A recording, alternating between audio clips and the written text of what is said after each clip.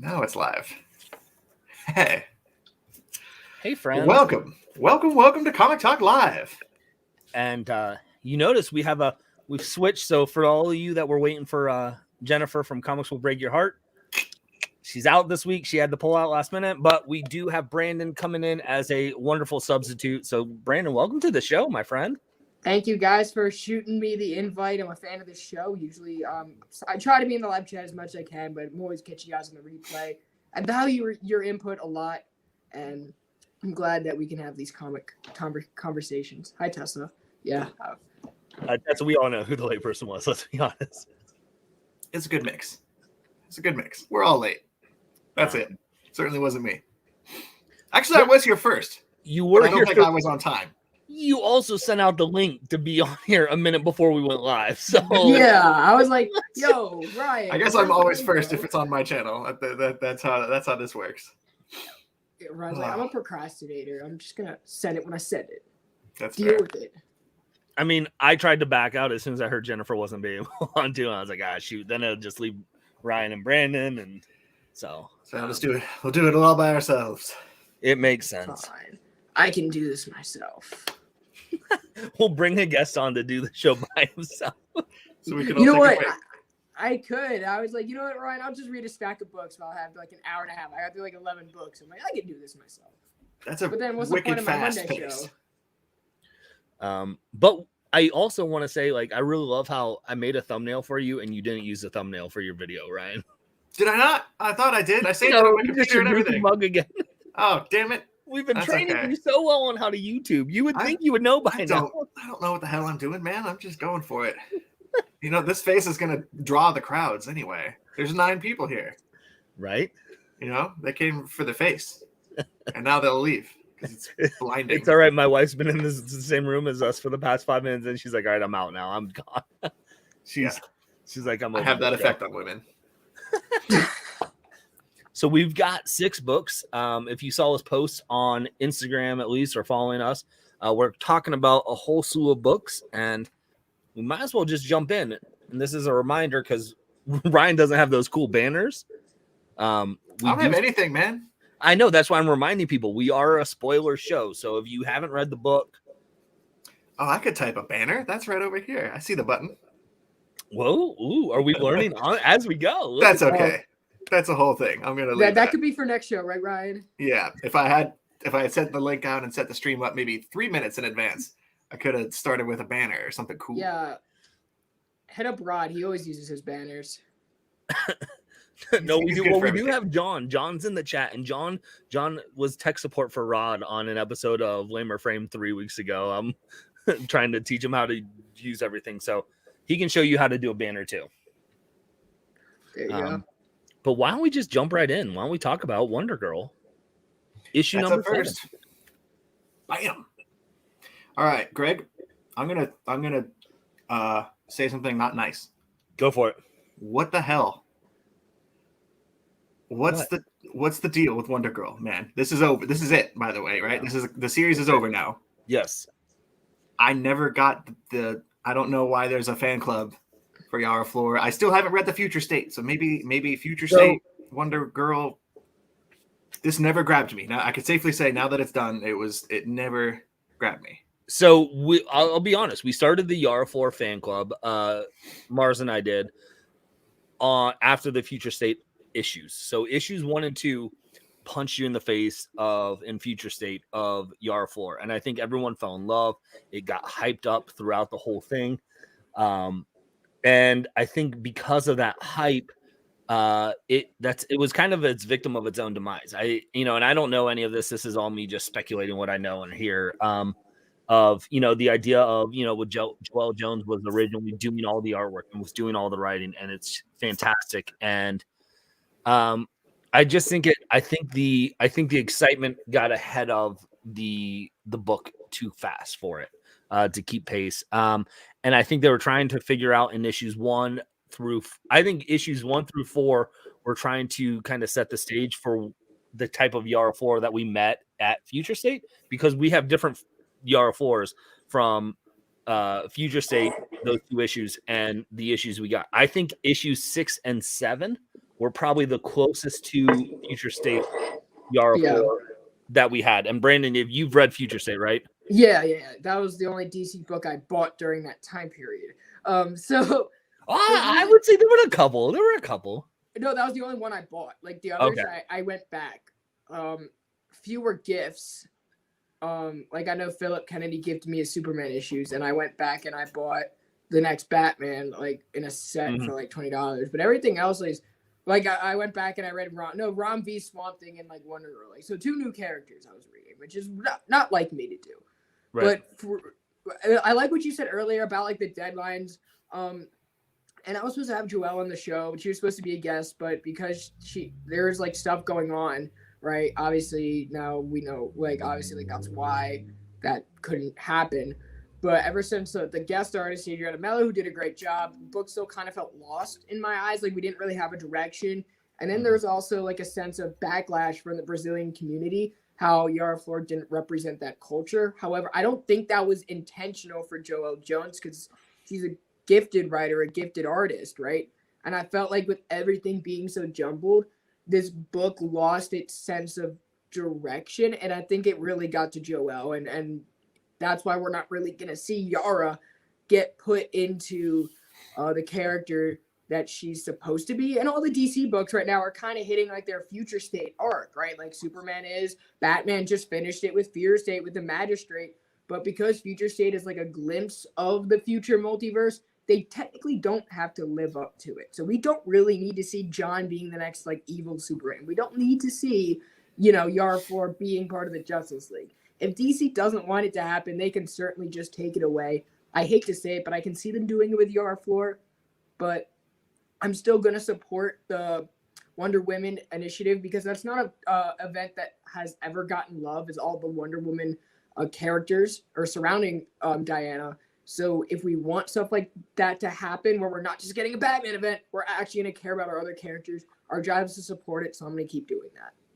Well, go ahead, Ryan. You make me feel bad because I'm passing on Trial of the Amazons. I have a little bit of Wonder Woman overload myself. Well, next time there's a Batman event, it's your fault. Yeah, it's me. I think that might be what killed this run, honestly, because there's definitely a change of tone right about halfway through when I think they were gearing up towards this Trial of the Amazons. And like you say, the Brazilian focus, which I hadn't really considered, but I think this got too bogged down in the wider Wonder Woman continuity. And if they had honed in and narrowed down on her specific like lost tribe, the Amazons in the forest, like I thought that was a much cooler angle that didn't really get enough time to shine. Well, and go ahead. Go ahead. I was just going to say, I think also, you talk about the Trial of the Amazons, you talk about how it got bogged down on some of the others. I feel like some of these other Future State books that, the next Batman, even the Superman, you could pick it up and not feel like you had to know the mythos that came before it.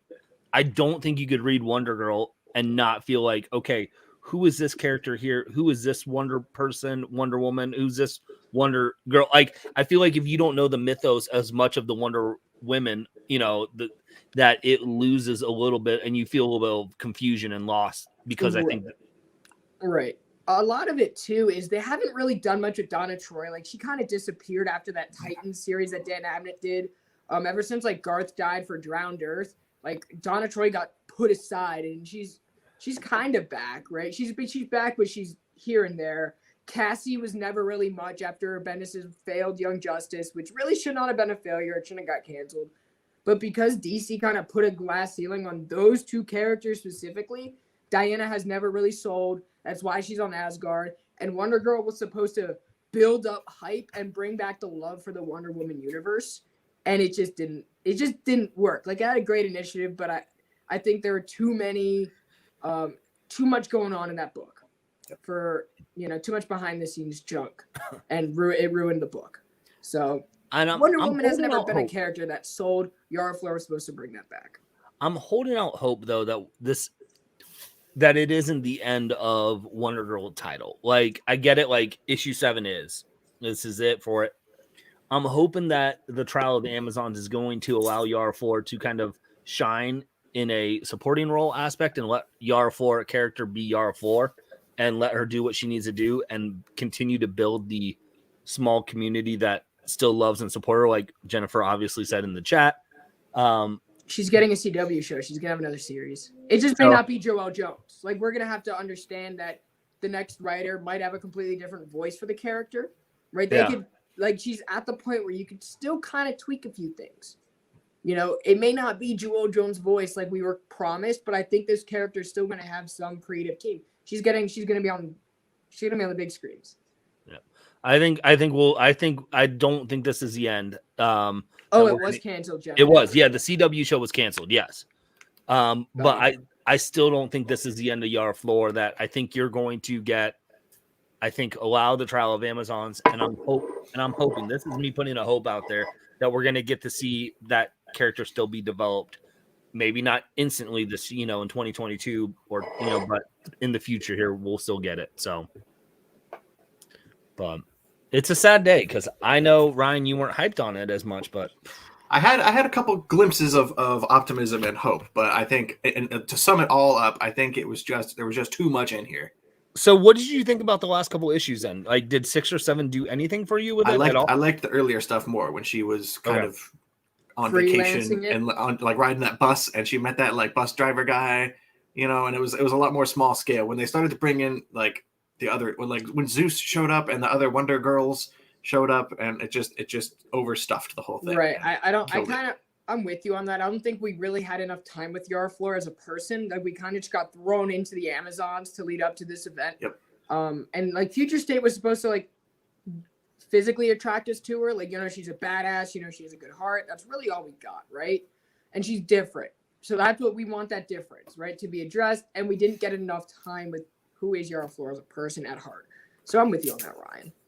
Yeah, but I heard a lot of people though that were watching or not watching that read Future State that then were reading the first couple issues of this and we're going, this isn't the Yara Flor that I fell in love with in Future State, and weren't liking it. So I think what happened is I think you get a couple different camps here that are liking the backstory of it. They're liking the kind of the story that Ryan was talking about. You guys were talking about the first couple of issues.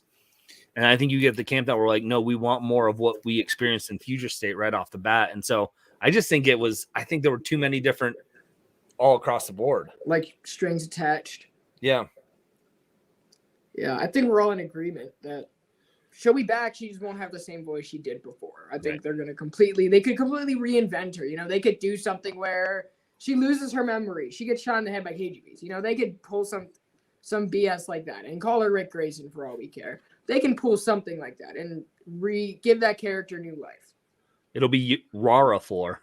Yeah, it'll be Rara Flor. Yeah, Rara Flor. It'll be Rara Flor for like 3 weeks. She'll get like shot across the jaws. That's all you can say is Rara Flor. You've officially beaten the horse to death, I think. Yeah, exactly. Rara Flor. Dear Lord. So speaking of beaten to death, I think we should move on to our next book. Speaking of dead animals. Yeah. Stray Dogs 2. Ryan, what do you think of this? Brandon, you're not on this, correct? No. Okay. This was kind of sad. I know there's 5 or so short stories in here about each of the dogs. And just like in issue 1, some of them were kind of not necessarily optimistic, but a little happy. And a couple of these were like truly, genuinely heartbreaking and devastating. And for me, that's the emotion that kind of cut through the rest. And my overall feeling after closing each issue was, wow, that was a bummer, but in a good way. Right. A good bummer. Yeah, I mean, if you aren't following along with Dog Days, what they've been doing is taking about like 4-page stories of the dogs and some of the characters that we followed along with. So yeah, it's a 2-issue run. I think they're kind of wrapping up their Stray Dogs now after this. I haven't heard anything else unless you guys have. I think because at the end of this book, they're promoting a couple new series by Tony Fleece. I'm excited. Which they both look really good. There was Crosshairs and Local Man. Crosshairs looks, I don't know anything about it or what it's about, but I am very much into that. Tim Seeley's doing a book. Tim Seeley with Tony Fleece, yeah.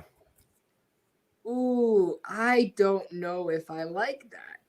So, is he bad news? What's the deal? Tim Seeley's the most average writer in comic books. Oh, Take me off screen when he says that. Don't make that seem like I don't need that clip. I don't need That says Bearded Comic Bro. I have never read a Tim Seeley book that has ever impressed me. And he's written Nightwing, that's a very easily impressible character to write, especially from my standards. Wow. Don't know if I've read anything he's written, so I have no say in this. So Nightwing, he Batman was, Eternal. He did some Green Lantern. He did. Wasn't he co-writer with Tom King on Grayson? Yeah. And then Tim Seeley also did Batman Eternal. Injustice, Masters of the Universe. Nothing of that have I read. He did. He was doing Money Shot those last couple years. He did a book for Marvel that was not great. I'm more interested in the other one anyway. I keep wanting to call it Crosshair. Is it Crosshairs? Crosshair. I keep wanting to say Hair Trigger, which I think could also have been a good Didn't he title. do that Shatterstar book? Oh, there you go, Jennifer. This is why we need Jennifer on Hack Slash. Ooh, there we go. Also, good job, Billion for Jen. He already got the odd seat. I'm sorry, I have not read he tries to put his strength in Batman characters, and he just falls flat every time. But especially when you're coming back to do a Robin's book, and you have so much experience writing the Robins, and you clearly haven't learned anything since 2016. So I'm out. I'm sorry. I can't do Tim Seeley anymore. Just like John can't do Scott Snyder, I can't do Tim Seeley. Like that's how much I just don't like his writing. It's like, all right. Oh, hey, to each their own. I'm not knocking anyone, but I'm just like, ooh, and to the Bequest that Aftershock had with J.H. Williams on art. Man. I mean, I definitely don't have as strong of an opinion as you do on that. Yeah, same. Back to Stray Dogs. Sorry, I derailed it. No, you're fine. Yeah, it's just been a fun ride. I think they are going to wrap it up, at least for now, with the Stray Dogs, because I think especially with how they closed these stories of they basically had, again, spoiler alert, they had the funeral for the people who were killed once they found the house and all of that. And just as poetic of the house burning down with the memorial to the dog, like it just was it's one of those gut punches you stories, but it's in a good way of it would be wrong to continue. Yeah, I just don't. You've told your backstories. I know I saw someone in the chat say I'm here for stray cats.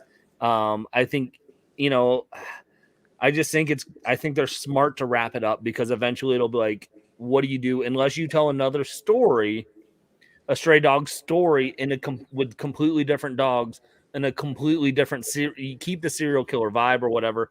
And I just don't, but I don't even see that happening. But I think it was a good run. I think they did the follow-up 2 issues so they could tell some small short stories in that. They can get their covers in still of the movie variant, the movie homage covers. But I have no problem if they say, hey, we're done with Stray Dogs, unless they had a really unique way of bringing something back in and telling it in a fresh way.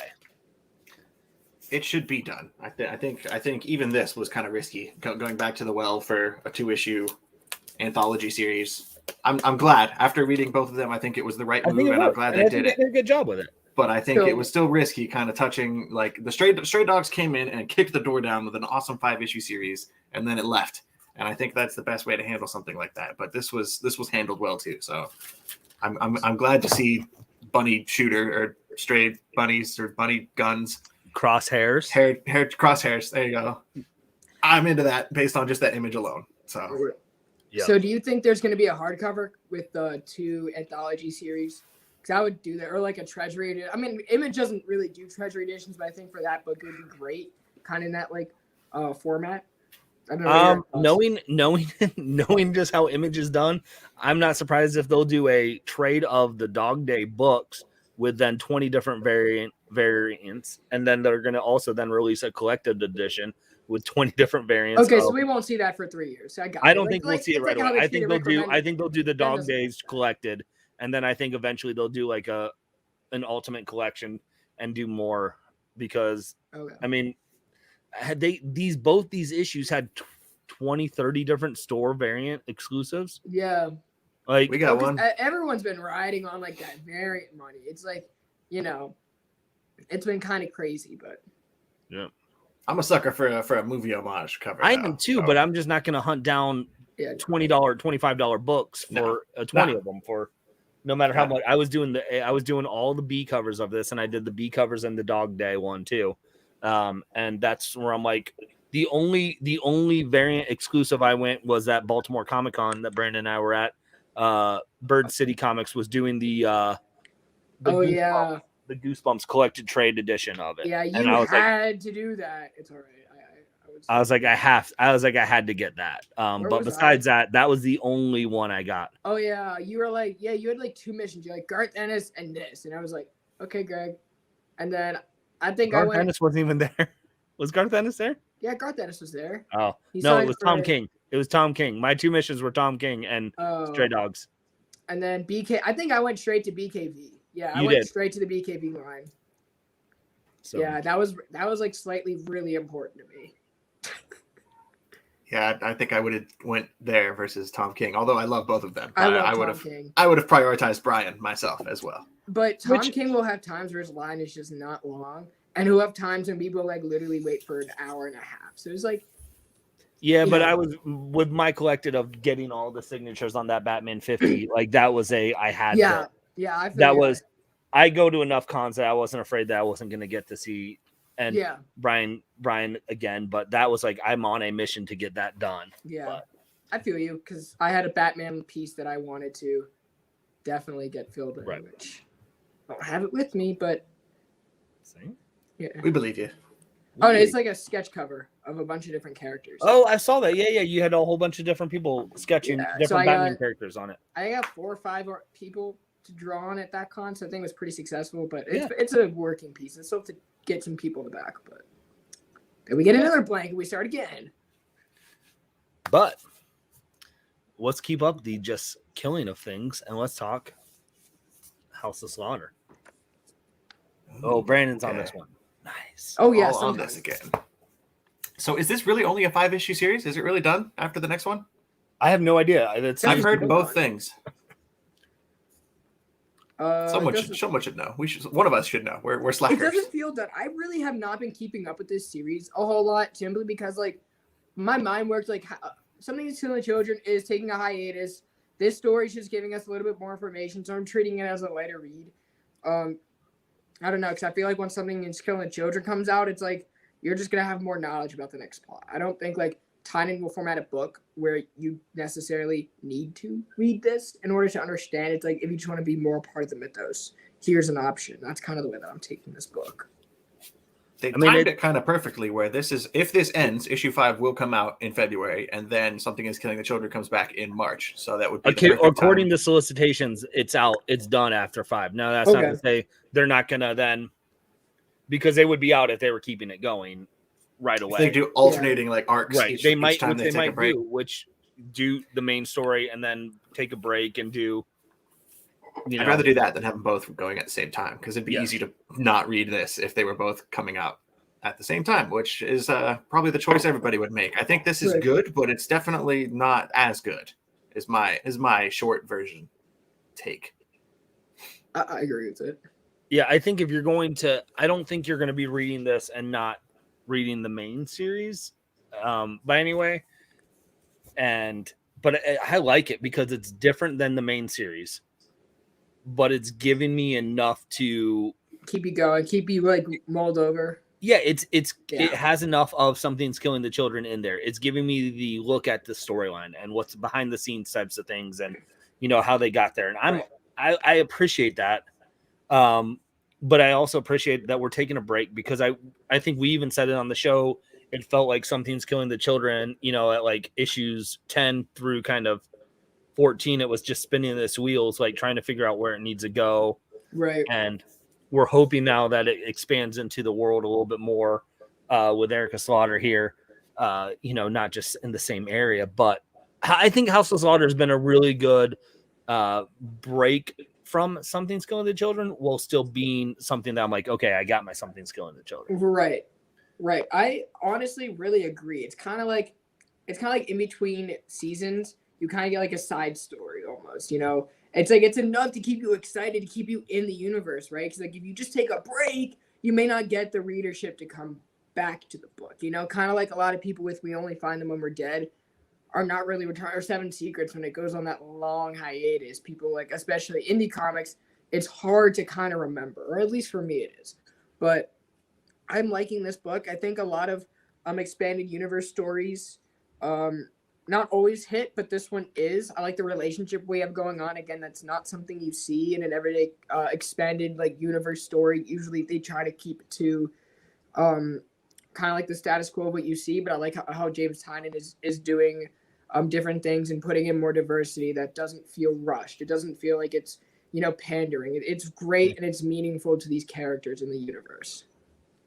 So that was my feeling when I started this book. I think John mentioned earlier on he read issue 1 and then never went back. When I read issue 1 of this comic, I wasn't really into it because I was approaching it from a character perspective, from the point of view of this guy, Aaron, who we know is already dead in the main Something is Killing the Children series. So I was a little bit detached and I wasn't as invested as I would grow to be later on once the surrounding it's called House of Slaughter, and for me it's the development of the actual organization and the building and the different like groups within that I think is the real value of this series as a world builder. Well, and I feel like, Ryan, you're very similar to me. Like, I'll watch a movie where at the very beginning they'll show the person like dying, and then like it flashes back to the beginning, and you're like, and then like as you get to the end of the movie, like, oh my goodness, yeah, that scene, they're dying. How are they gonna? I feel like by issue 2, I forgot that Aaron had already died. And so now I'm invested in the story of like, oh, what's going to happen? Forgetting that he's already died in the original series. Again, this is a spoiler show. And that book came out like 8 months ago if you haven't read it. So that's on you. Gore brought up something in the chat that I want to get your guys' idea. He brought it up. It said locally, House of Slaughter has tanked. Shops can't move it. And I'm wondering if that has anything to do with people, with shops over ordering because of, you know, Something's Killing the Children flew under the radar, right? Issue 1 then blew up and it's selling for what, $900 or something, or $1,000 as a 9.8.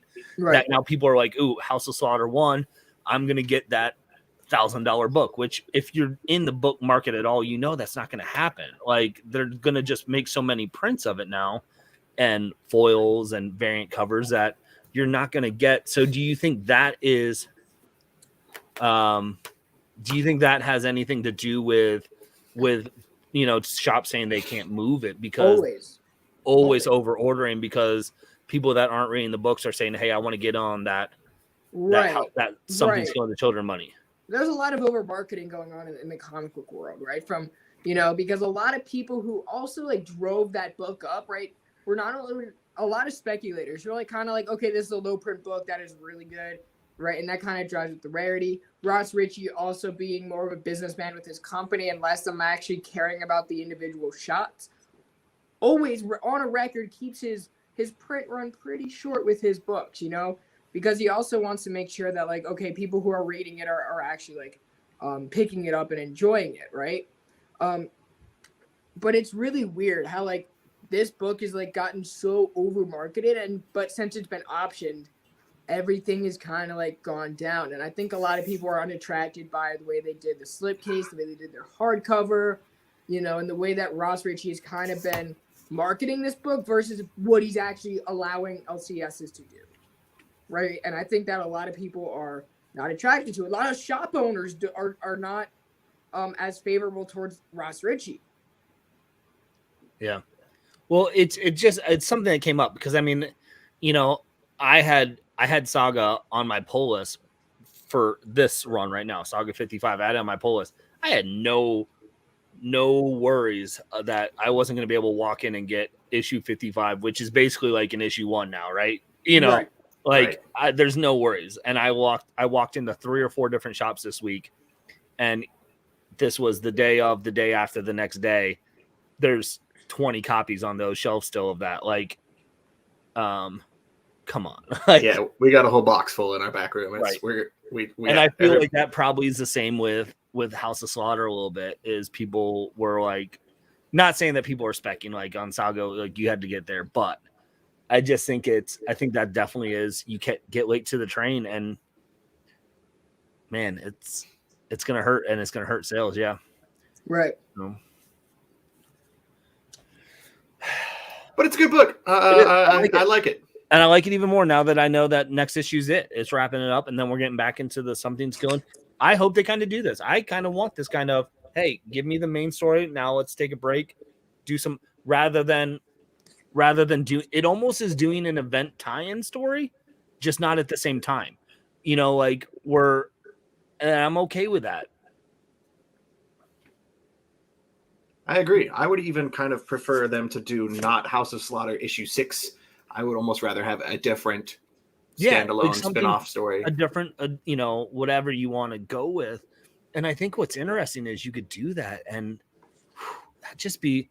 It almost feels like this could have been like what DC's doing with the back issues of a story, and it just is compiling it into it's telling its own story. And I appreciate it more because I feel like if this was like Something's Killing the Children, put this as like a back story on the back, I'd be annoyed just because it was a back of the book story, even if I liked it. Right. Agreed. So I kind of feel like people who are reading this book too, it's like you don't really have to preach that it's good because they're already reading on it. People who are sleeping on this book will continue to sleep on it, you know? I kind of feel like we're at that part where it's like an Immortal Hulk situation. It's like, we don't need to tell you how good it is. If you stayed this long through, 17 issues, now the spin-off stories, you're obviously a fan at this point. You know, Right. There's no more hooking anyone on the title until it's finished. Then you can go back and say, hey, this is a book for you to read. I kind of feel like we're at that point. Yeah. And I'll tell you what, I think another book that people are sleeping on, because not everyone on the panel got this book. Oh, is it? Oh, yeah, I'm sleeping on that, and I'm doing it in trade. Which I'm okay with. I will say this. Before we get into anything, I don't know Ryan's thoughts on this, but I will say this: if you're waiting for Batman Catwoman, I'm guessing this will still be in that, but this is a great issue to just get and read. Okay, I'm gonna go back and get it as soon as I get home. You don't necessarily have to be reading the main Correct. series. I'm certainly not. I'm only on issue like 2 or whatever of the main I'm Batman current. Catwoman. Yeah. Okay. It doesn't really matter. It doesn't matter at all. And it feels like, I feel like people will read this and go, this is what I want. This is what I wanted Batman Catwoman book to be, is this. And I mean, and it's powerful because, you know, you've seen, you know, Scott put it in the chat of John Paul Lennon. Leon. Okay. I always butcher it, but because he did, what was it? Creature of the Dark Knight with Kirk Busiek, yeah. And it was fantastic. That was such a great 4-issue series. Highly recommend that trade. But I adored this story. I adored seeing the art of John Paul again. Like, and then because he did about 14 pages, and then Bernard Chang, and then it was Mitch Gerrits did with it. But Mitch is a cool cat. What do you think about it, Ryan? I am shockingly or depressingly, disappointingly unfamiliar with John Paul Leon's work. Okay. I have not really experienced much of it, apart from the occasional, like, he didn't do like a whole story arc, I think, in the Tom King Batman run, right? He just did occasional fill-ins and stuff. I don't believe so. No, JPL, he did a few issues here and there. It was like, you know, because at that time, like, they didn't really have a mainstay artist after Finch, like, completely, like, DC screwed over David Finch, and then screwed over Tom King because they didn't give him an artist. And then you got Mikhail Janin, Tony Daniel, JPL, name them, they were on the book, you know? Yeah, it's kind of a rotating crew. But I can't think of anything. I think he did a couple issues of like DMZ or something that I've read. But either way, I haven't read enough John Paul Leon work. And even as somebody who is not familiar with what he has done, I was very moved by the tributes in this issue. Mm-hmm. It was very sad. And it made me appreciate what I got here, and it made me want to seek out more of his work. His work's great. He's like a really grotesque way of drawing. It's like not really dry, almost, but it's like edgy dry, you know. But it works really well. I mentioned it. I would definitely check out Ryan, Batman Creature of the Night. Yes. I believe. I think I know it's in trade because it came out in trade. I think right before he passed or right while he was passing. Like they were pretty much in sync with it. but it's at every shop. It's at every shop. It's on stream. You know what? If you do digital reading, I don't know. I don't remember where you are on that, but I know it's on DC Infinite and stuff like that. So, highly recommend checking it out. The tributes there are amazing, and the storyline is just beautiful in this. It's taking it from Selena Kyle at such a young age. And I'm not going to go deep into the story because, Brandon, I think you want to read it. And I know some others. No, it doesn't matter. Like, well, I know, but I know some others in the chat did too. It's hard to spoil it anyway, really. Yeah. Like, it's the basic. Because the story, it's following the same story arc of Batman and Catwoman. And it basically is like if you were said, hey, I want you to do a book report on Batman and Catwoman by Tom King, the 12-issue run. This is your book report. This is your Cliff Notes to a degree. You're going to miss out on a lot, but it's taking you through the journey of Selena Kyle at a young age to then her relationship with Bruce. And I think it was Mitch, maybe it was Chang who did the art. They drew the Penguin from Batman Returns Penguin in here. And it was really fantastic. Let me get you full screen ready. You better find it. Found it. There you go. Oh, no way. It looks like it. Yeah, and I'm pretty sure that's Mitch. Yeah. But it just is, it's a powerful storyline. Again, if you're like, hey, I want to just I want to trade weight this, I'd recommend still just reading this because I don't know how much of the tributes and stuff they put in. There's a Riddler story that John Paul did the art on in here. I think he did the art on here. Yeah, there's a couple stories from the DC archives they threw in there. Yep. To kind of pad out the length, which I was okay with because again, I'm not familiar with his work. So this was well because and it's a tribute. It's more of this is a tribute book. So you had the Riddler story in there. You had a bunch of pinups. You had letters and stuff that were tributed to JPL. And then there was another story at the end. Oh, the question. They had a question with Rom V and JPL story. And it just, I think it's just as a great tribute. I think people should grab that. Even if they're not reading the series, I think you'll appreciate this story in that book. Yeah, Tom King really likes writing Catwoman, and I'm okay with that. I'm okay with that too. I'm okay with it. I mean, I'm gonna go back and buy it now. Now that you said it, Greg, I'll do it. Just for you, Greg. I mean, don't do it for me. Do it for yourself. Oh, also, I am a fan of JPL, and I have been trade weighting this, but if you can read it like singular, Yep, you can read it singular. You can read the DC Vault tributes. They show even they even do the page breakdowns. JPL's page breakdowns in the book there. It's just cool to have. That's a cool tribute to have in a collected book. So I think it's well done. Right. It's worth the $9, $10. So because it's a thicker issue. Oh, sorry, I didn't realize I had to say Jennifer. Rom V, Jennifer, just get it. Rom V's in there. I forgot. See, he's complete side note. He's writing a new Carnage series. You see that? No. Yeah. Him and Philip Kennedy are doing a one shot, and then that's leading into Rom's ongoing Venom. He's writing an ongoing Carnage series. Carnage. Yeah. I know several people who are into Rom V, but definitely not into symbiotes. So I'll be interested to see how that. See what happens. I'm here for it. How that works. I'm gonna read it. Yeah, only because he's writing it, but I'm reading that. I'm reading it. Philip and Rom are two of my favorite writers right now. So I do love Mr. Johnson. I'll echo that one. And Rom V, of course. Yeah. So Brandon, you held up the book. Oh, is it time? Gang, I'm telling you, we're talking Saga. So if you are not all of us. So Ryan's the only one that can't tune out. Sorry, but we're Ryan. talking Saga. So this is your fair warning. We'll hold up the next book if you want to know when we're done talking about Saga. If you want to move, but this is it. This is your warning. So if you're coming in late, there's no banner. This is 4, 3, 2, 1. I'm so happy Alana stayed in shape. That's a good spoiler to lead with. So take it away, Brandon. Go for it. Okay. Well, first off, I want to say that I have not read this book in single issues like a lot of people, right? Like a lot of people that were longtime comic readers.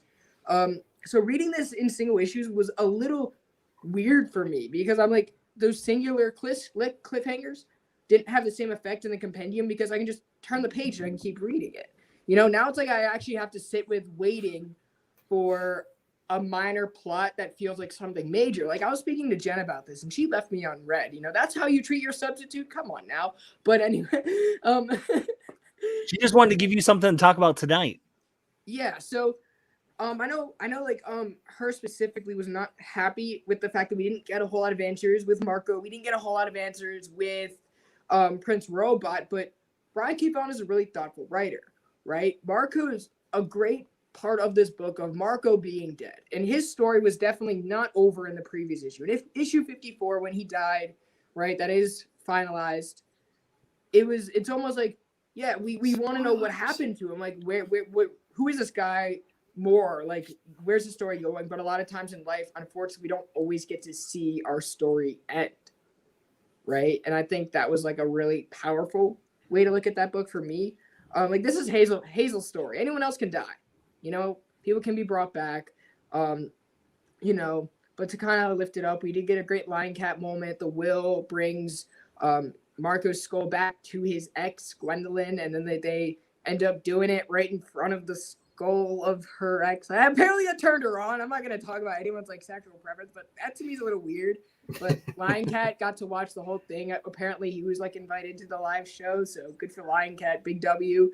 But we get Hazel's 3 years older now. She's older. She's a little bit more mature, but she's like blissfully ignorant, but she still knows a lot. Which she's that kind of youth to her, which I think is really cool to see. Still written in that first person. Prince Robot's son Squire is a big part of this, or he will be. And we get to meet a new character who is in business with Lana. Spoiler alert, they're drug dealers. And I really enjoyed this return. It was like freshening almost. Yeah, I came late to the Saga party. I read it all in trade. I read it probably fully sometime in 2020. I read it all in trade. I picked it up at the library, went through it all. And I enjoyed it because it was, when I got back into comics, I was like, what did I miss? People were like, Saga, you got to read Saga. And I will say this. I think if you are a huge Saga fan, that this feels like right at home, I would say. You might not be happy with the answers you get, but it's going to be like, okay, they're going to come.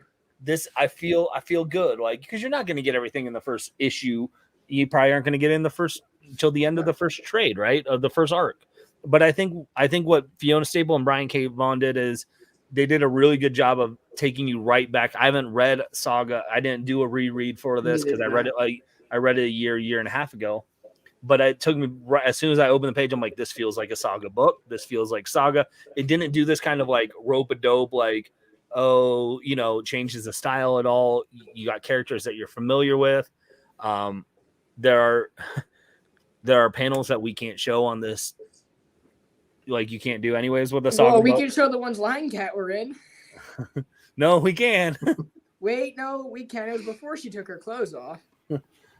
But I mean, so I think if you were hyped for Saga returning, this was a good start to get you back into the world. I'll be interested to see, because I know Jennifer's like, I need redemption for Marco. There's so much more. Like, this is the debate that you always have, right? Of, is it better how Netflix does the Netflix binge dump of TV shows, or is it the Disney Plus where we drop an episode, you soak in it, you wait till the next week, like you did with Lost? It was an event, right? You would wait that day to see it come. And so I think it just is one of those. It's like, what do you want? How do you want your story to be told? Do you want it all just that you can binge it all and soak it in? Or are you okay like reading an issue and saying, okay, you know what? I gotta wait. I'm okay waiting because this is longer than a week. It's going to be a month, Right. I think I'm going to do both. Like, once it re-releases in the compendium, again, I'm going to buy that. Again, just for the shelf too, but like, it'll be a great reread as well. To Jen's point of we need justice for Mark. We need redemption for Marco. Sorry.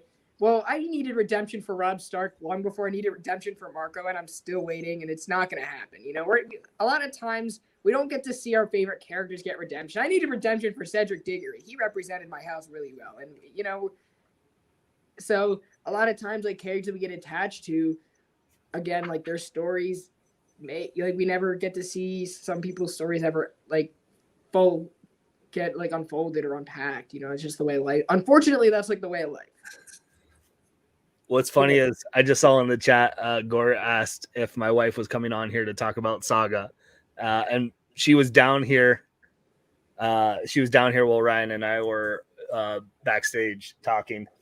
And Gore asked that because we have that series where my wife reads a comic book for, you know, just one issue, and people, and she read issue 1 of Saga finally, and she tore it to shreds. Well, yeah, she hated it. Wait, was it the part where they went to the strip club for like just issue 1? Like it was just issue 1 is all she. So in the series, all she does is she reads. It's a great video. Like, so you can go check it out on my channel. It's probably like the last 6 or something, but it's just Mrs. Bearded is episode 4 read Saga. She hated it. She hated everything. And so now the joke is people want her to read issue 55 of Saga with having no backstory from 2 to 54, and just because they know she's gonna rip 55 then because she has no emotional. I really want to see how she takes let's say Gwendolyn's fetishes. Let's just say well, if you watch the video, you'll know exactly where she'll feel about this book. No, but she didn't tear up a $400 comic. I gave her the trade, and I do this. I don't give my wife expensive comics to read. I'll give her the trade because after she read it, she took the book and just threw it, and then like trying to get it up onto the table and fell off, and she like freaked out. So like, no, it would have been a yeah. See. So that's what I think people want to know. Like, how do we get there? It'd be interesting. So we might see, but I don't own an issue 1 of Saga. So because I was late to the party, and I don't love it enough that I want to spend the money on an issue 1. I enjoy reading it. I have a couple of the trades, and I'm happy with that. So I'm with you. And Ryan is still on issue 2 of Saga. I've read Ryan, I'm sorry. I just spoiled everything for you. I read 2 out of 3 of the hardcovers. I've got the whole series. It's not my favorite Brian K. Vaughan book. And I just spoiled like the whole. I know how it ended, but I don't know anything really that happened right. But I don't know any of the surrounding stuff. And my memory is terrible anyway, so I'm just gonna go back and read the whole thing. And I say I'm going to, but I'm never gonna have the time to actually do that. So it's on my pull list though, because Welcome to the backlog. This is my job. Yeah. Ryan's starting to know that backlog feeling. Yeah, it's rough. Oh, I have like 8 Omnibuy like stacked up. It Plus, never I just ends. got like a hardcover haul, and it was like I couldn't pass it up, so I was like, "Damn it!" That's true. It's her only book. Right? I don't know if I've ever had any other ones, but I haven't seen her draw any other ones. I've seen her do pinups. Like she did a Joker pinup, which looks gorgeous. Ooh. All right. It was in the Joker anniversary. She did like a whole pinup. I was like, ooh. So we've got 1 book left, gang, before we get into our favorite art and favorite books of the week. So we're talking Devil's Reign. Yes. Do we all get different No, Ryan and I got the B covers. You get the connecting ones. Okay, Greg. Well, now that I know you have this, have you held like I have an issue with issues 2 and 3. They don't connect right. So I only have this cover because they didn't have the regular covers, so I don't know. Oh, if my shop too has far. one, I can't grab ship it to you. I'll ship it out. Oh no, There's don't because I literally saw one at another shop and I'm like, I'm not buying another. I don't care enough. Like this is where I don't care enough about. I just want to get the whole connecting set because I'm a sucker for those. But there's like an inch of missing art in between 2 and 3. So like this clearly has like Miles Morales' hand right here on the cover, but it does not match up with his. Like you see his elbow on the edge of issue 2, and there is no forearm. So there's like clearly, maybe it's just my copies, but that's your issue with the book. Is the cover? I love the inside. Like this is one of my favorite books right now. Honestly, like I can't knock this. But the connecting covers have been. I get that if you're gonna do a connecting cover, make sure they connect. I'm okay with that. And I've seen the Don't image. stand There's by images the online of the whole thing, so I know what it's supposed to look like. And there's clearly Who did the cover art for this? Bagley. Oh, then there's no excuse. He's a legend. Yeah, There's no excuse then. I was No gonna say if excuse, it was but like he's- some Joe Schmo, like up and coming, like young guy. I was gonna be like, then that's your fault. But it's like it was Mark Bagley. He's been in the industry for too long. yeah, Is it connecting Bagley? yep. Okay, I take your word for it. Look at that Sue Storm face. That's a Bagley face. That's if a I've ever Bagley seen face. one. Yep. Yeah, that screams Bagley. Yeah, no, that's Bagley. That's 3,000% Bagley. But how do we like this book, guys? I'm surprised at how much I'm enjoying this book for being an event. Doesn't feel I'm- like it. But I'm soured on events in general, but this one is doing it for me. I'm not reading any of the tie-ins, but I actually am motivated. I actually kind of want to, which is their not. times are great. Yeah, I've been like kind of binging, like kind of fiending off that whole series. But this is great. I love this book. Daredevil's my guy. Kind of wearing a Same. Daredevil shirt underneath. I think this has been. I think Marvel. This is so weird because this is an event book that is kind of not been hyped up very much. It's flying under the radar, you know. And I'll say this, and we'll get right back to Devil's Reign. Detective Comics is an event book too, and it's flying under the radar as not being hyped up as it's so good. and it's so good, and it's being weekly, but it's the same type of thing. Like there are event books that are not being hyped up as event books, and that are actually better because of it, I think. Oh yeah. Well, here's the thing about Zdarsky's Daredevil is the only editorial restriction he had was you can't get Spider-Man in your book, and Zdarsky like fought the crap out of that just to have Spider-Man show up to like talk sternly to Daredevil. Daredevil's never been a book where editorial has been like, you know, you have to involve other characters. Daredevil's the one book where you can just do whatever the hell you want. That's why Zdarsky will never write a page of Amazing Spider-Man. He already did that on Spectacular. Because you can do whatever you want in Spectacular. No one's going to care. But you do something in Amazing, you have to like keep up with that editorial office, which is why we haven't really seen. This is why we've seen Daredevil being the biggest like A-lister next to his 2-in-1, which was like running concurrently with another Fantastic Four book. But what I really like about this book is kind of like you guys said, it's like a gritty Daredevil story just on a bigger scale that's keeping it very centric to New York characters. Like we're not really seeing any Joe Schmo out there that hasn't really had a unique piece of Daredevil's history or anyone else in New York. We're getting a lot of great character moments with some of our other heroes that we don't really get to see the spotlight a whole lot, being Luke Cage. We haven't seen that really since the New Avengers. Jessica Jones. Having some cool moments. What was really thoughtful was kind of how Kingpin is using his pawns in his little game and how Doc Ock really rising above both sides because he was a hero at one point. He was a superior Spider-Man at one point. So he's like, you suck, and I'm up here. You guys are all beneath me. And I really like that. Yeah, I mean, it is. You're right. It's all street level heroes. You know, it's taking place in New York. All of the street level villains or the villains that fight the street level heroes mostly. I even think they make a reference of like here at one point, like, oh, Captain Marvel's off planet, so is Thor. So like they're addressing right off the bat, like, right. Hey, we're taking out these two mega people. Oh, right. That's us because it's true. Thor's a little busy, you know. Thor Right. is a little busy, and Captain Marvel right now is dealing with the last like of the Marvel. She's dealing with Vox Supreme and all of that kind of stuff.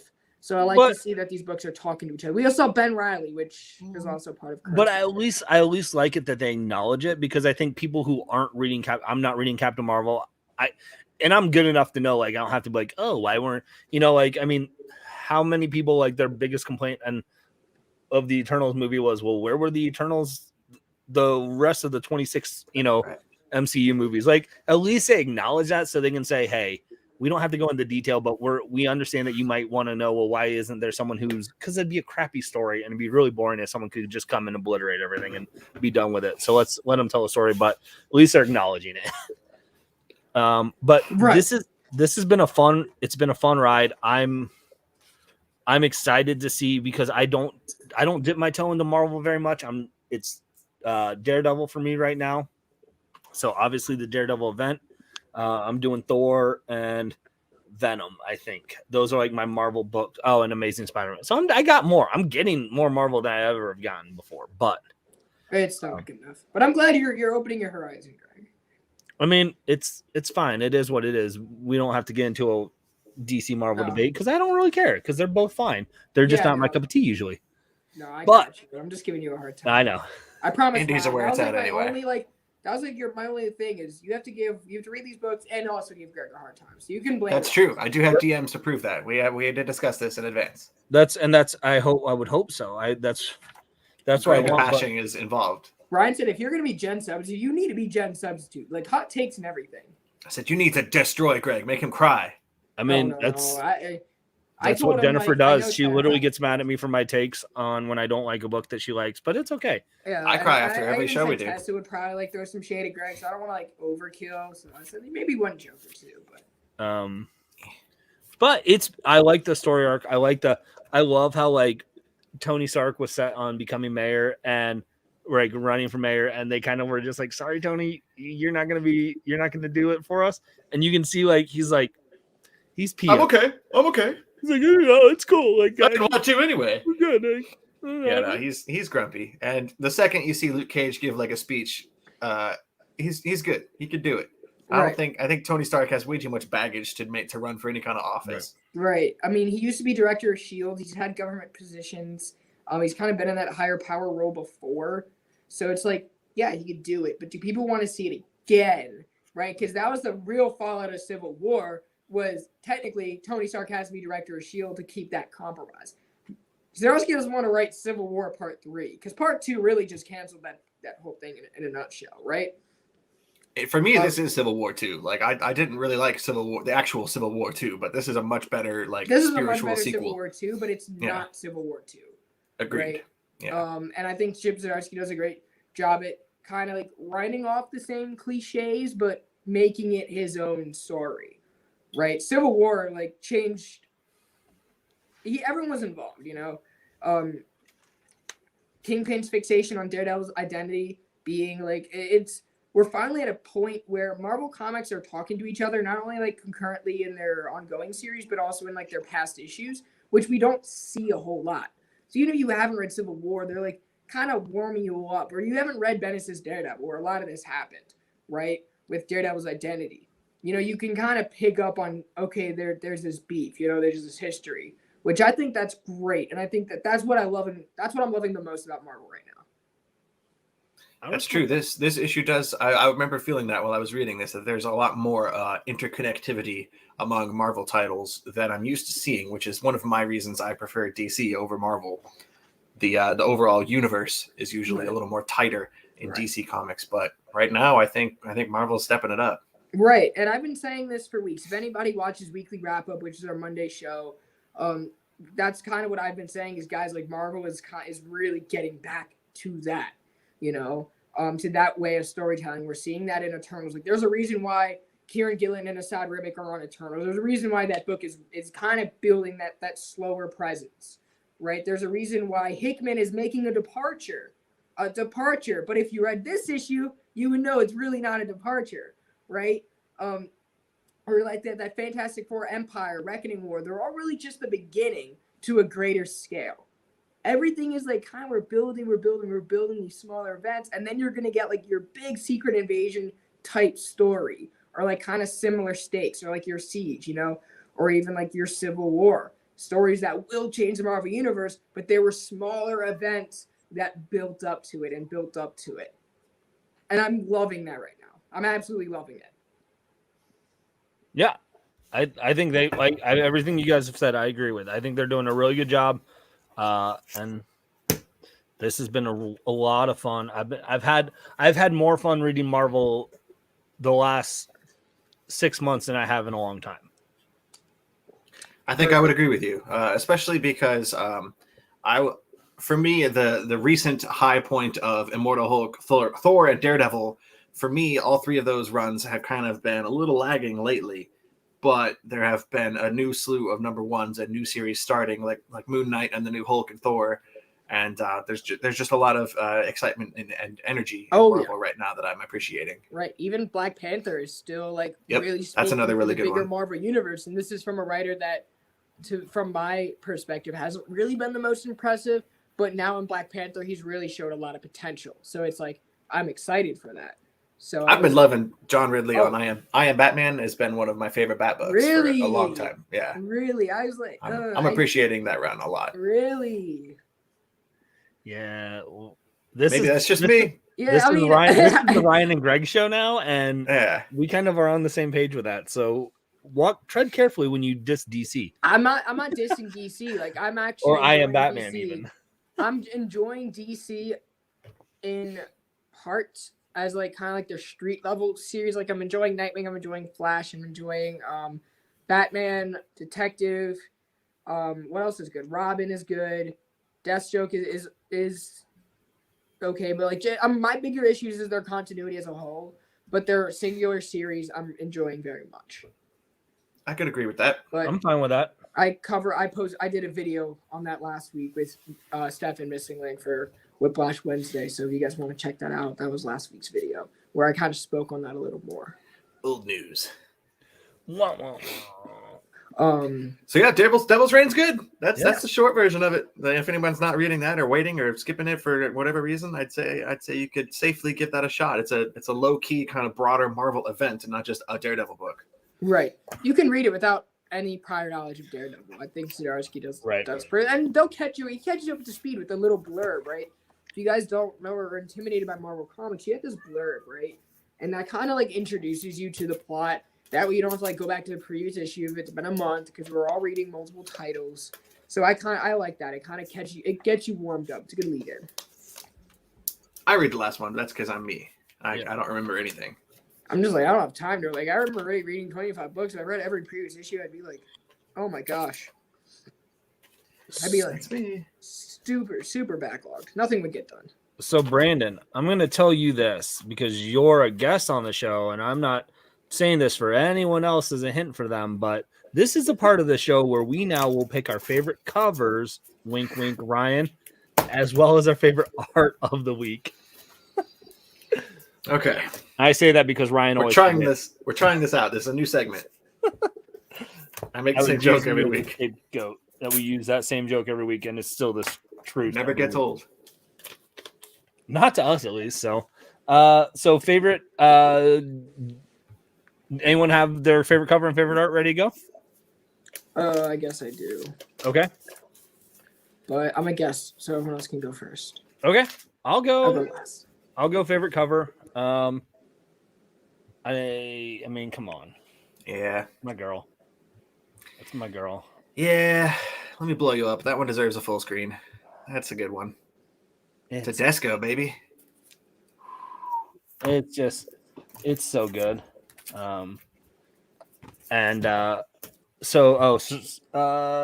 Serge, you're asking what issues? What was the last issue? Issue 5 of Batman? I Am Batman. Yeah. So I'm up there. So yep. And I'm not gonna not pick this book for interiors when it's on, and it's Human Target, Greg Smallwood. I mean,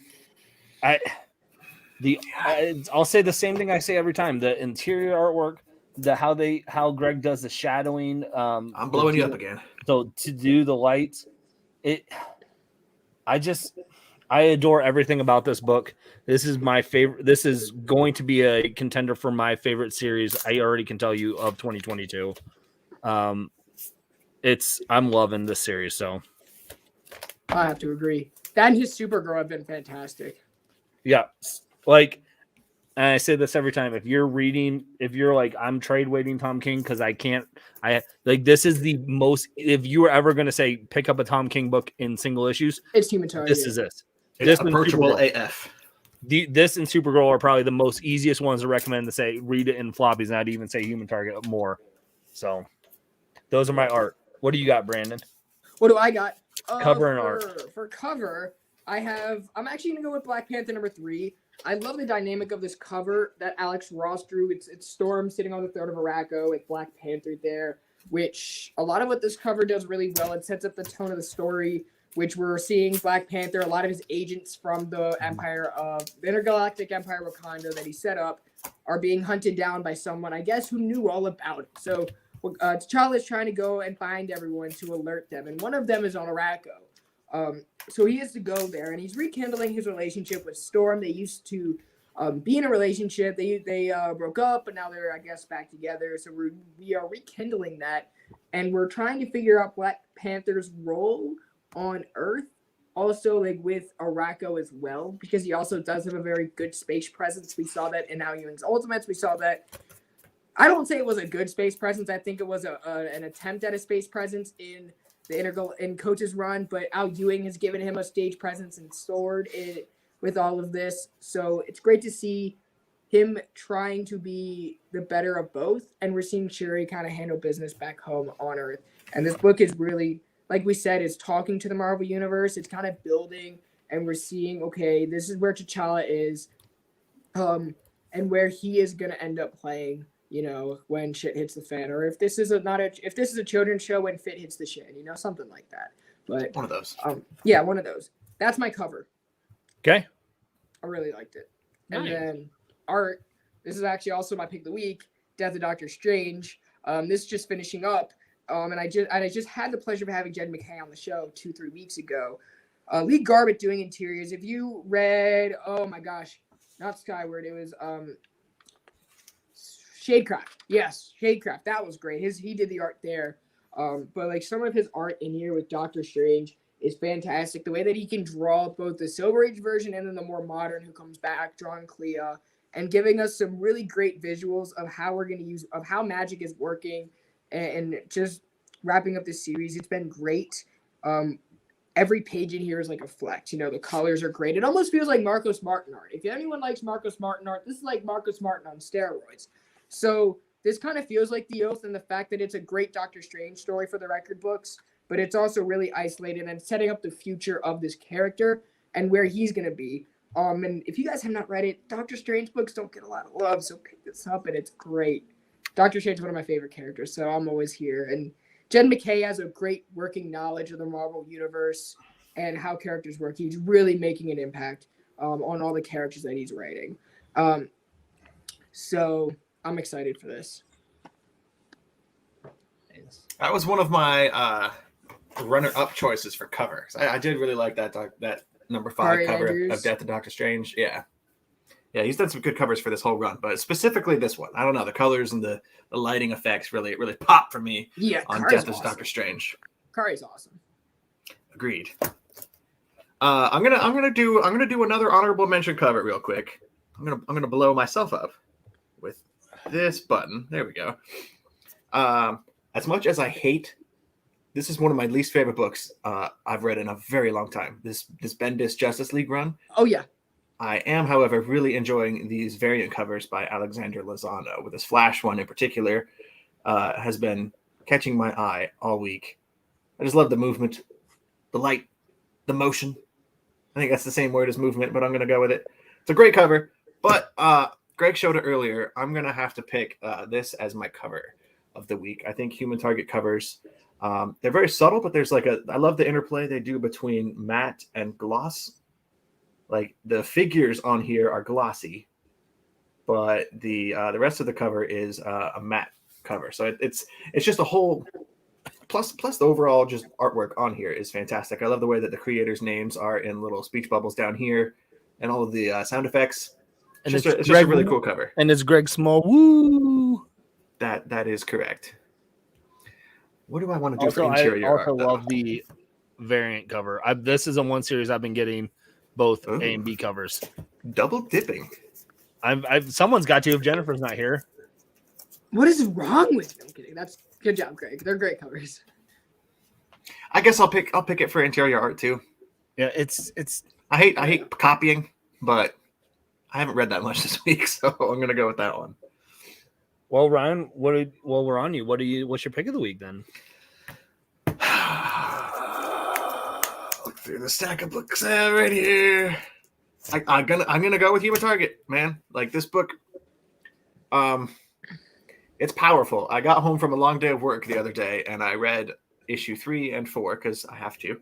My brain is mush. And that book, this issue 4 in particular, hit me so hard that I had to call it a night after that. I couldn't keep reading. I had to just go to bed. I got way too many feelings. This comic is Tom King in general is a very emotionally powerful writer. Yeah. And And this issue in particular, like his whole relationship with ice and the hot and cold, if you will, dynamic that they have, it's just hitting me really hard right now. And in particular, issue 4 had a lot going for it, and it really stuck with me. I want to say that this might also be one of my favorite books of the year, although technically I guess this is a 2021 book of the year. I don't know if I would end up making it that. This could be something I would say it's going to be in my list of my top 10 hands down. There's no doubt. Right. So if I said book of the year, maybe not book of the year, but top 10, it'll be in my top 10 list. Well, and I feel like there's been 2 issues that have come out, or 3, I guess maybe 3 have come out, and majority of it's going to come out in 2022. So that's why I'll say it's a 2022. But no, it's a good one. I'm glad I took the chance. Yeah, I have been reading Defenders. That was actually my pick of the week last week. And I think that book has had a lot of leading aspects to the Marvel Universe as well. Defenders was nuts. It's not my thing, but it was very good. It was really good. It's trippy. It's a little too trippy for me. It's very cosmic and Al Ewing. Read Al Ewing's Ultimates, and that'll introduce you to like a whole new world of trippy. It's great. Galactus is a superhero essentially. I remember that. I read that. That's not my thing. I know it's good and I know it's written well. When it's done well, I appreciate it. It's just not for me. It's too big. I feel like if it's anyone but Al Ewing, I would absolutely hate it. But Al Ewing just has a great working knowledge of how sci-fi concepts should work. But yeah, I can't preach that book enough. Read it. It's an experience, and I think it's actually a really important book going forward. What is this? Because he held up Scott in the chat said something. He held up a comment. You're doing like Doctor Strange hands or something. Oh, no, like no, it was more of a suck it. Scott agrees with me, kind of like. Oh, it was kind of like a gang kind of thing. Yeah, okay. One of those. Something like that. I don't know what I'm doing. That's why. But I guess for my pick of the week, I said that like Robbie. I've already talked about a bunch of books, but I would say this is one I did not talk about yet. This is a Myra McTaggart story. It picks off right after Inferno. So if you want answers of what Myra McTaggart's up to, definitely check out this issue. It's by Ben Percy, the few artists, Federico Vincentini, who we know from ASM during the back part of Nick Spencer's with the beautiful Alex Sinclair colors. But this book does not feel like anything Ben Percy has ever written before. Neither did 10 Lives of Wolverine, simply because of how tightly edited this is. And Ben Percy is not that clever, right? He's a great writer. He's a very great writer. He's just not clever like Hickman is. And this has Hickman's stamp all over it. With the way that the characters talk to each other, the way that Easter eggs are coming around. We get answers. Myra's on the run.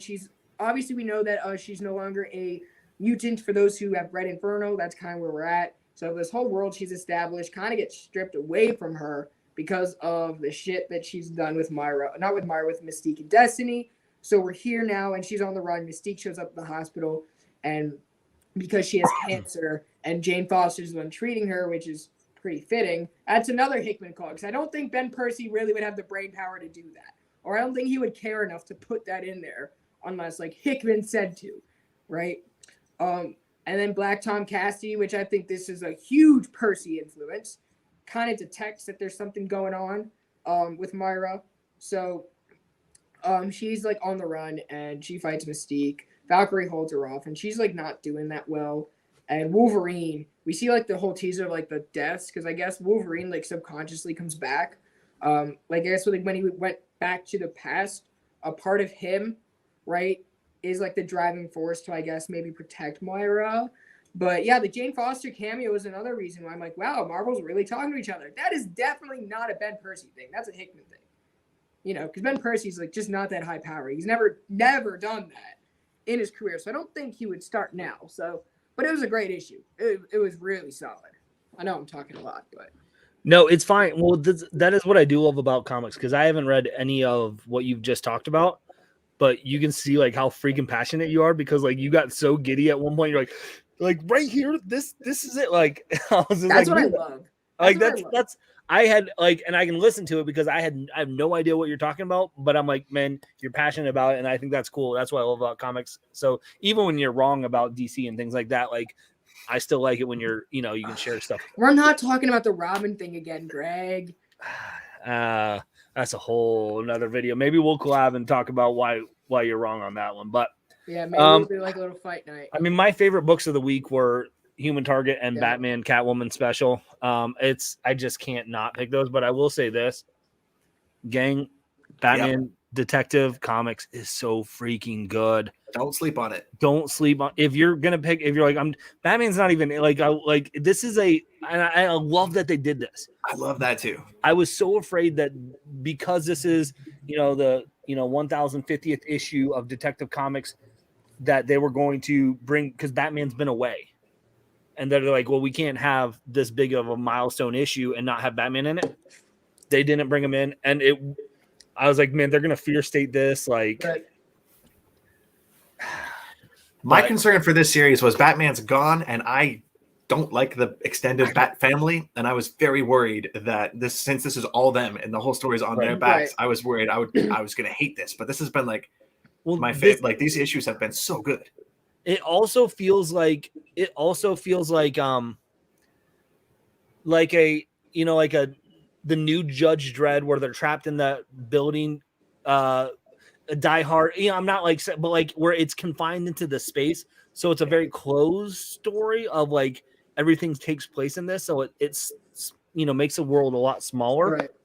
Right. Which Gotham, I think it's better if they do that, and we're taking Gotham out of it, and we're really focusing in on this new Arkham, and you're getting to see the other characters a little bit more. But I'm loving this. If you guys are not picking up the Shadow of the Bat run, check it out. It's so freaking good.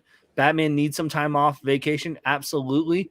Let the others run wild, and they are with this. And it's great. Been so much fun. Detective Comics has been my favorite over the Batman series as of late anyways. Yep. So for a long time.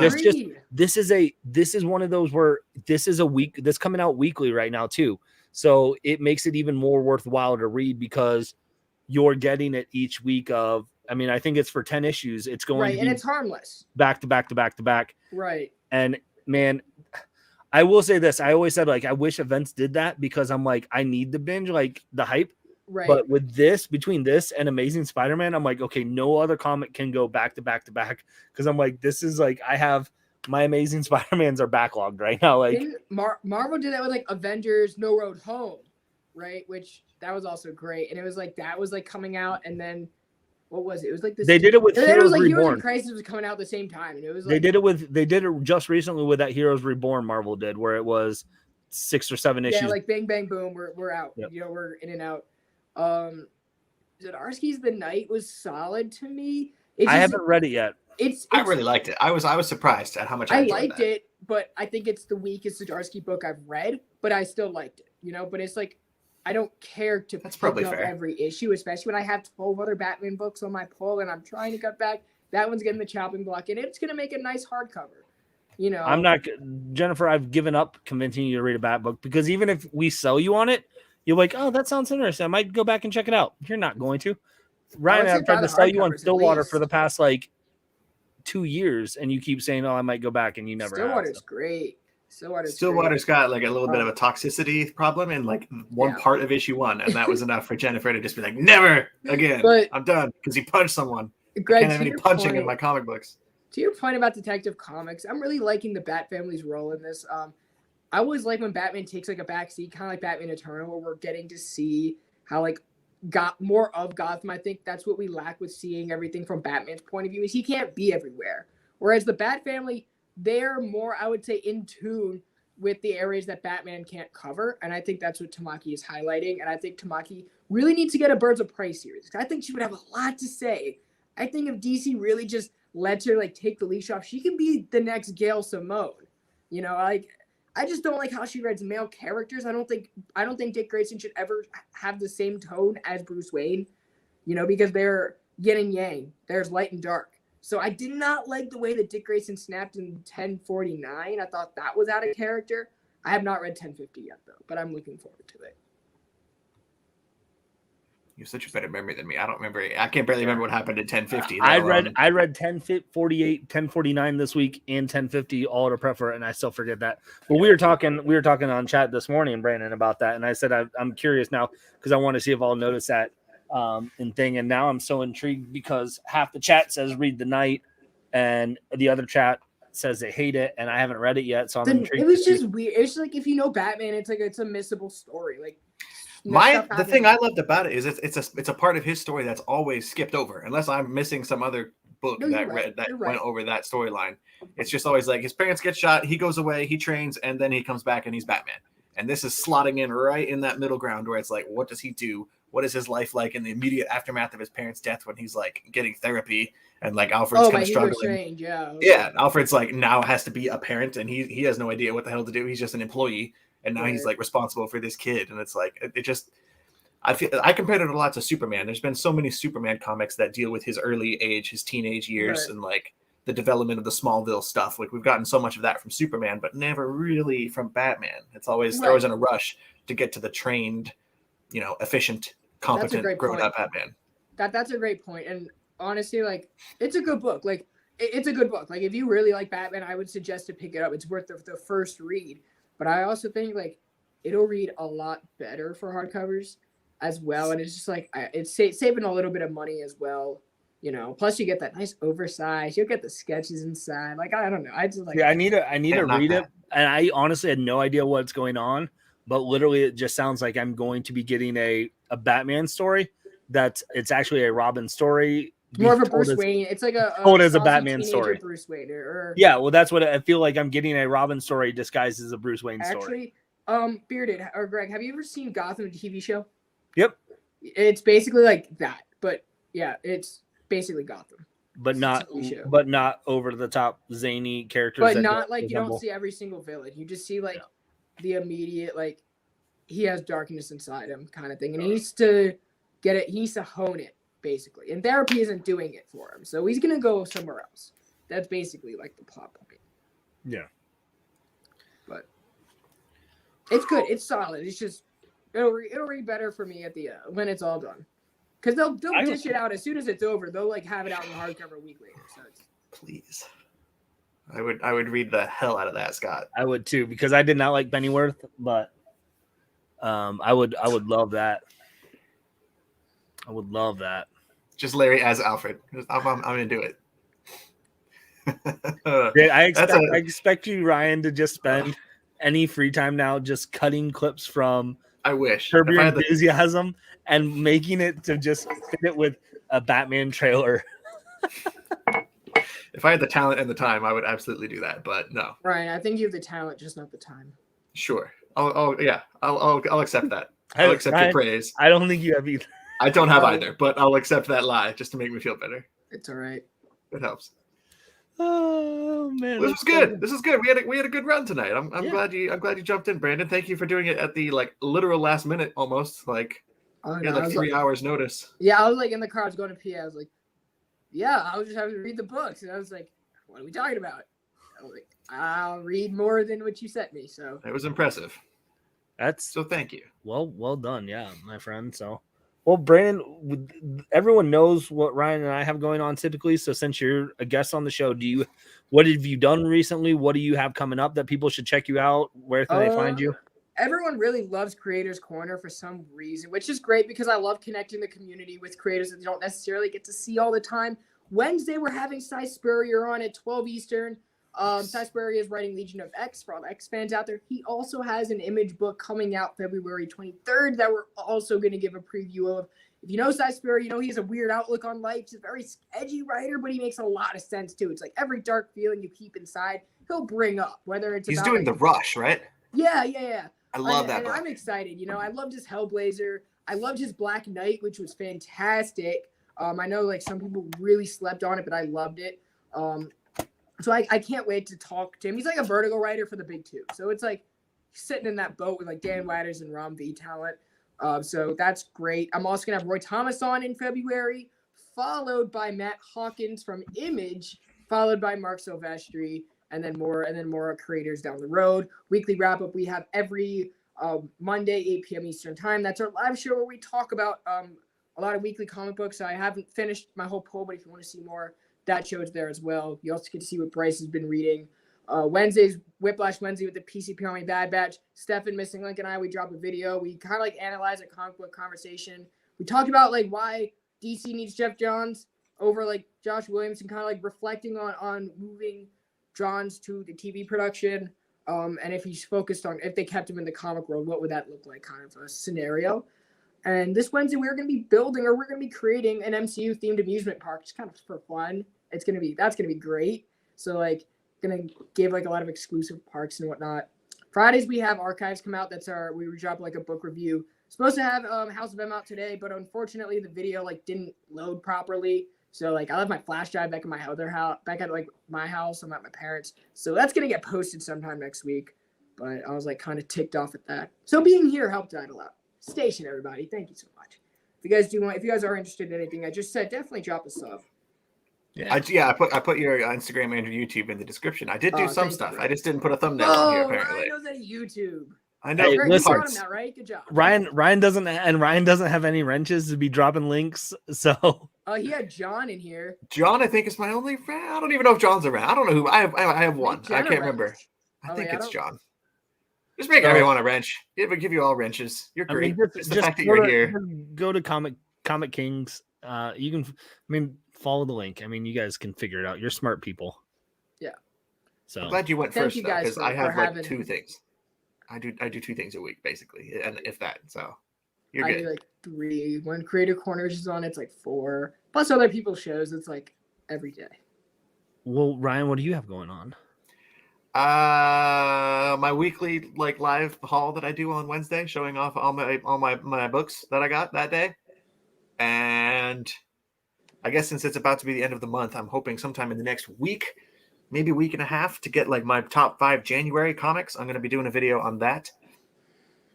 Other than that, I will be live on Comic Tom on Tuesday. It's going to be our next live show that we're doing there. It's just some guy. Oh, yeah. Not important. Tom Comic? I can't remember. 202? There's a T in there somewhere. Comic Bob, Comic Jim. Bullseye Bob. Yeah. That's it. That guy. Bullseye guy. Who I do really like. Nice. I do too. And Greg, what have you got coming? I'm finally getting back into a routine. Life hit a weird. I was actually like out of commission for like the last 2 weeks with back pain stuff. So like this is actually my first live show in like 2 weeks. So it's been good to be back in the saddle again. So Friday we dropped our Name the Character with the wife and I. We're back on that. Mondays I've got interviews every Monday.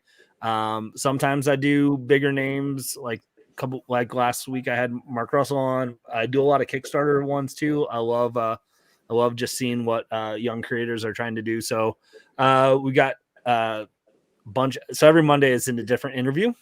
So Travis Gibb is going to be dropping this Monday.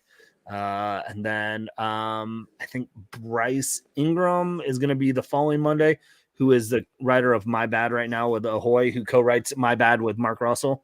So that's going to be a fun one. And then there's a bunch, couple Scout, couple more Kickstarter coming up. So that's a lot. And then Wednesday, it's just random content. So last Wednesday dropped my What I'm Hunting For this week. I've got some more edited content coming up, cover challenges, things like that. Ryan and I are going to be working on some edited content here eventually. That's true. We do have something cooking.